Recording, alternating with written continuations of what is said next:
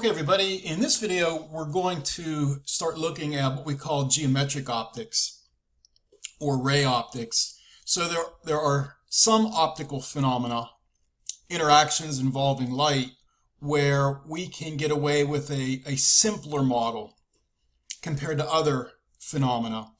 And the geometric optics model or ray optics model is this simpler model. So we're going to look at some phenomena that we can model and explain using this simpler model.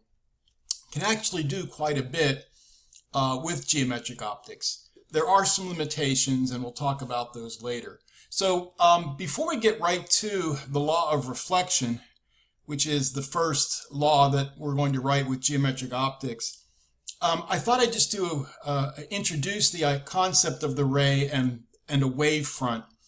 I'm not going to test you on this. You won't see this in the summary notes, but I think it's nice information for you to see, because we're going to be throwing around the term, excuse me, rays, and sometimes you'll hear me talk about wavefronts.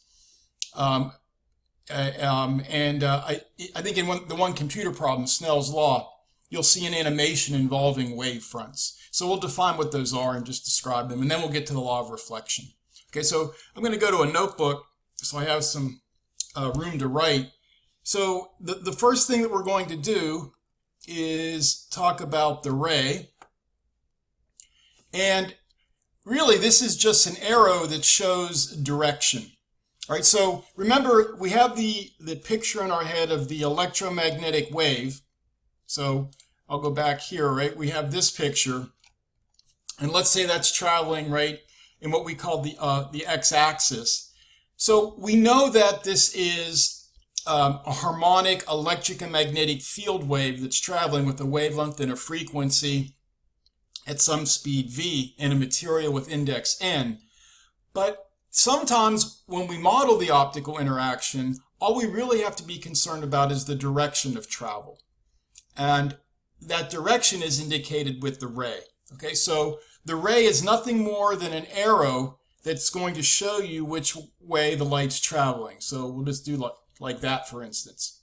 Now again, this does represent an electromagnetic wave. So we still are going to remember that we have a wavelength and a frequency, and the product of those two is going to give us the speed of the wave, and the index still is going to give us the speed of the wave by taking this free space speed c divided by n. So we still have those concepts, but we're focusing on the direction of travel. Okay, all right, now that's a ray, so it just shows you which way the light is traveling. If you have a source, it may be sending out electromagnetic radiation in many directions, so you might draw many different rays going in different directions. Okay, but usually when we look at a law developed in geometric optics, we're looking at one specific direction at a time. Okay, now let's talk about another term called the wavefront. And if you look up the wavefront, you might get a couple different descriptions. They're all trying to describe the same thing. A wavefront is a surface on which the average intensity is the same. Another way of saying that is it's a surface that electromagnetic radiation is hitting. Right? It's a surface where the electric field value is the exact same at every point on that surface, or the magnetic field value is exactly the same at every point on that surface. Okay, so let's think about two extreme cases, if you will. So, and this might help visualize this. I'm going to look at what I call a beam source, and you might think of, for instance, a laser beam. Although a laser beam is not an ideal beam source, but it's pretty darn close. What I mean by a beam source is all the electromagnetic radiation coming from this source is traveling in one direction. Okay, so if I have a laser pointer, for instance, I may have the light traveling to the right like that. Now again, as I mentioned, a laser, the light will diverge slightly. So the beam coming out of the exit port of a laser, it's traveling and it will spread out. as you go farther and farther from the laser. But that angle of divergence is rather generally small for a laser beam. Okay, so we're going to assume it's traveling in one direction. So you can imagine, again, I'm shining a laser beam. And sometimes what people will do is, one ray might suffice for your model to represent the beam. But you could, for instance, if you want to, you could draw another arrow like that. That just says, yeah, look, oh, I could do another one to represent different parts of the beam, for instance, when you're modeling. Okay? Now, what I want you guys to think of, right, is let's suppose this laser beam's hitting a surface, but the surface I want to imagine is one on which every point has the exact same average intensity at this moment in time. Okay, so what would that surface look like? Well, if we think about it, I think if we just take a plane surface, so imagine I take a piece of paper and I go like that. Now, that's just the edge of the paper, right? Really, right? This paper is, my three-dimensional perspective is like that. But imagine in your head, I put a piece of paper, right, and the laser beam hits that piece of paper. At every point on that piece of paper, the intensity, average intensity, will be the same. And that's because the rays, we're assuming, are all parallel. There's no divergence of the wave. Okay, so for instance, if this was diverging, what I could do is I could represent the diverging wave, let's say like this. So this ray is coming like this, but this one is going like this, and this one is going like this, right? So you can imagine the beam getting wider and wider and wider as it goes to the right. Well, now, if I want to find a surface for which every point on that surface has the exact same average intensity, my surface is not going to be planar anymore. It's going to have some curvature to it like that. Because as you get farther and farther away, for instance, if I were to draw a planar surface over here, like let's do this one, and then I do this one. You see, on this first one that I drew, this plane right here, the light is only hitting that area. Over here, the light is hitting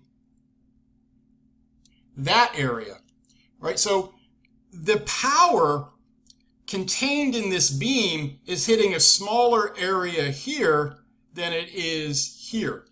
So the intensity, right, is not constant between these two surfaces, but also the intensity is not and that's really not what defines the wavefront. You're looking at a single surface, but I want to start by saying you guys agree that the intensity on this surface is not the same as on this surface. Well, then just look at a portion of this first flat surface. If I look at just a portion right here, the intensity there is not going to be the same as the intensity there for that same little area there. So I'm going to get a variation of intensity over that flat surface. The wavefront actually, again, has to be curved like this, because now if I look at little sections of this curved wavefront, I can make it curved such that the power per area over each little section is the same. Okay? So getting back to my beam source up here, this does have planar wavefronts, these surfaces. I'm going to draw another one. There it is. I'm going to draw another one. It's supposed to be a nice straight line. There it is. And a lot of times when people do these constructions, these pictures, to help us understand what's going on, they'll make these wavefronts one wavelength apart. Now, you don't have to always do that, but sometimes when you draw the picture to help you model something, it's nice to think of the wavefronts as being one wavelength apart. Okay? All right, so a beam source has planar wavefronts. Okay? That's a beam source. Now, I'm going to go to sort of the extreme other end of how light can be emitted. So instead of being emitted just in one direction, what if the light was emitted uniformly in all directions? And that we call a point source. A star is a good approximation to a point source. Okay, so what would that look like if I were going to draw some rays well, here's my source. So I could just represent the fact that the light's being emitted uniformly in all directions by drawing, I don't know, a few rays, right, that look like this. Go like that. And I'm doing a terrible job, but I think you'll get the idea. Okay? So that would be a point source. Now, what do the wavefronts look like for that point source? Can you imagine, right? The beam is definitely spreading out as you get farther from the source. What would the surfaces look like so that at every point on a surface would have the same average intensity? Can you imagine that? You might be thinking that, well, if this is a point source, then these surfaces must be spherical surfaces. And you would be correct. Of course, in 2 dimensions, it looks like circles. That's supposed to be closed. So, again, you could think of, if you wanted to, you could think of the distance between the 2 surfaces as being the wavelength. Okay? So that's what we mean by a wavefront. And I want you guys to notice something interesting. Wavefronts, there's a relationship between a wavefront and the rays. If you notice, the wavefronts, those surfaces, they're always perpendicular to the rays. Okay, if you look at the beam source up here, right, all these rays are parallel to the right. Those planar wavefronts are perpendicular. Here, if you look right here, you can see, right, that those rays are perpendicular to those spherical wavefronts. Oh yeah, and I should mention, we call these wavefronts here spherical. In fact, this is what we mean by a spherical wave.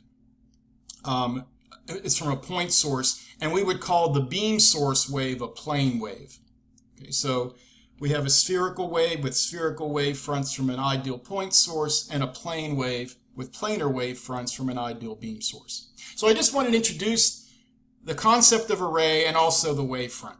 Okay, now let's go ahead and look at our first law, which we call the law of reflection. And to set this up, I want you guys to think about light's traveling in some medium, okay, and it enters or it hits an interface with another medium. So let's suppose that represents my interface. So this medium has index n1 and this medium has index n2. You'll see when we draw these pictures, it's very conventional to draw these interfaces horizontal. There's nothing special about that. For instance, I could talk about an interface that's like that. That's supposed to be, again, a straight line. So n1's over here and n2 is over here, okay?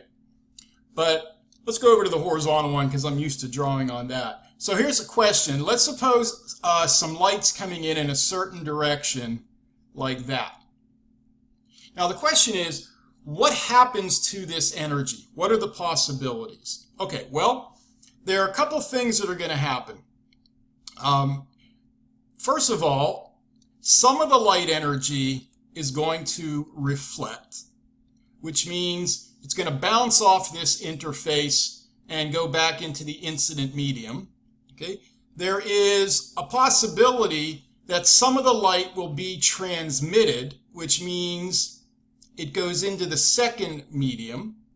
And if it's transmitted, it usually is going to change directions. It's going to refract or bend. Again, the only time that's not going to happen would be if the light came perpendicular to the interface. Okay, now, is light always transmitted when it hits an interface? Not always, and we'll look at that case in the next video. I did want to add here, though, for completeness, that some of the transmitted light can be absorbed. So we call that the absorption of light.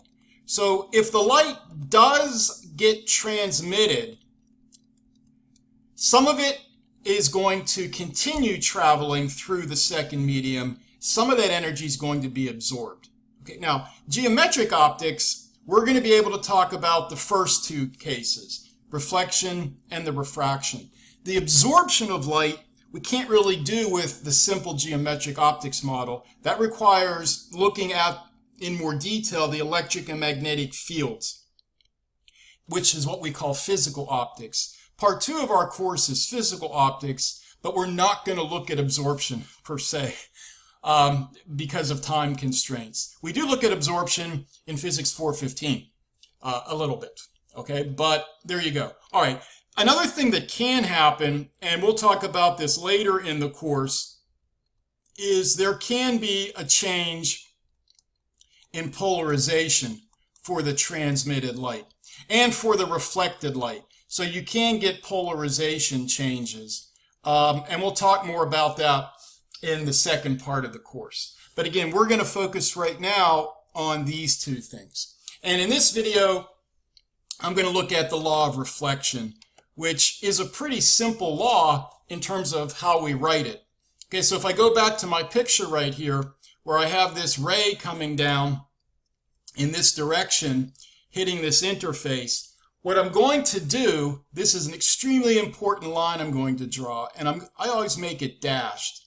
I'm going to draw a line that is perpendicular to the interface, right, where the ray is hitting the interface. So it intersects the interface right where the ray is hitting it. I call this ray the surface normal. Because I'm going to use the mathematical definition of normal, which is perpendicular. So for shorthand, I call this the surface normal. In geometric optics, this is usually always our reference axis. Okay, so it turns out if we look at the energy that does get reflected, it will travel in a direction like that. Now we're going to measure angles again from this surface normal. So I'm going to measure this angle. This is usually called the angle of incidence, theta I. This angle I'm going to call theta R, the angle of reflection. And guess what the law of reflection says? The law of reflection says that those two angles are equal. That is the law. Oh my gosh. I'll do that again. Theta I equals theta R. How's that? Now let me try that. Oh, look at that. There we go. That's the law of reflection. If I switch over to the summary notes, you'll see that. Now I'm thinking, though, I may have called that angle theta 1. Oh, I sure did. Okay. Yeah, that's because I wanted to combine in the summary notes reflection and refraction. See right here, I called that theta 1.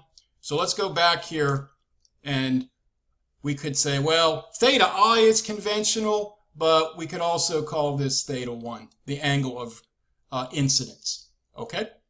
This is known as the law of reflection. Now, this was actually stated a long time ago.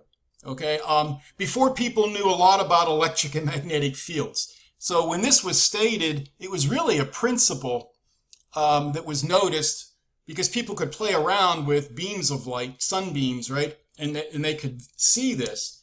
But you can actually prove this law with full-blown physical optics. So if you look at the interaction of the electric and magnetic fields with the atoms that make up these materials and the interface, you can actually derive the law of reflection. We're not going to do that in this class. We're just going to take the law as given. But if you take Physics 415 optics, we will derive that. Okay, so there you go. So the first thing we need to know, law of reflection. In our summary notes, there it is right there. Again, notice that these angles are measured from the surface normal. And in these laws that we're going to use in geometric optics, these angles are always positive. You don't have to worry about clockwise, counterclockwise. They're always positive, and they're always between 0 and 90 degrees. Okay? All right, we're going to end this video. The next video, we'll look at the law of refraction. Okay, bye-bye.